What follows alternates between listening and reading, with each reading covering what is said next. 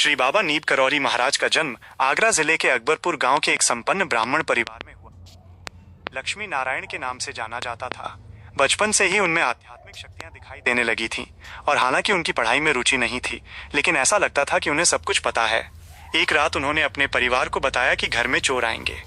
उनके शब्दों को बच्चे की कल्पना मानकर किसी ने ध्यान नहीं दिया, लेकिन उनकी चेतावनी सच निकली।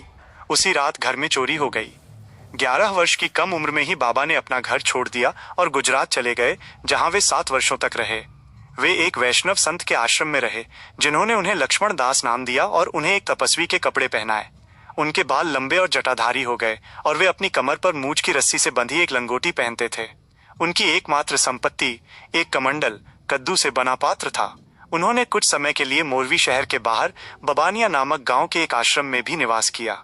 वहां उन्होंने आध्यात्मिक तपस्या की, जिसमें लंबे समय तक झील में डूबे रहना शामिल था।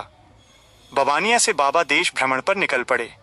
यात्रा के दौरान वे फर्रुखाबाद जिले के नीब करौरी गांव पहुंचे और विश्राम के लिए रुके। बाबा की वाणी दिव्य थी और हालांकि ग्रामीणों से उनका संपर्क कम था, लेकिन वे जो कुछ भी कहते थे वो सच हो जाता था। ग्रामीण उनके प्रति समर्पित हो गए और उनसे रुकने की विनती की। उन्होंने उनके लिए एक भूमिगत गुफा बनाई, जिसमें वे दिन भर आध्यात्मिक साधना में लीन रहते थे। यहाँ तक कि उन्हें नित्य क्रिया के लिए भी बाहर निकलते हुए कोई नहीं देखता था। वे केवल रात के अंधेरे में ही बाहर आते थे। बाद में वो गुफा धंस गई और पुरानी गुफा से लगभग 200 मीटर की दूरी पर गोवर्धन नामक एक ब्राह्मण की उपेक्षित जमीन पर एक नई गुफा, जो आज भी मौजूद है, खोदी गई। बाबा ने इस गुफा की छत पर एक हनुमान मंदिर बनवाया और प्राण प्रतिष्ठा के दिन उन्होंने अपने लंबे जटाधारी बाल मुंडवा लिए और लंगोटी के स्थान पर लंबी सूती धोती पहनना शुरू कर दिया। नई गुफा में जाने के बाद बाबा ने ग्रामीणों के साथ घुलना मिलना शुरू कर दिया। उन्होंने अपनी उम्र के युवाओं के साथ मैत्रीपूर्ण संबंध विकसित किए और अक्सर उनके खेलों में भाग लेते थे।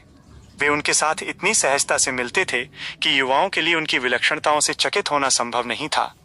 लुका छिपी खेलते समय वे जंगल में कहीं भी छिपे हुए किसी को भी तुरंत ढूंढ लेते थे, लेकिन जब उनकी बारी आती तो वे अदृश्य हो जाते और कहीं नहीं मिलते थे। जंगल में पेड़ों पर चढ़ते समय उनका पीछा करने वाले एक पेड़ की चोटी पर पहुंचते तो देखते कि बाबा दूसरे पेड़ पर बैठे हैं।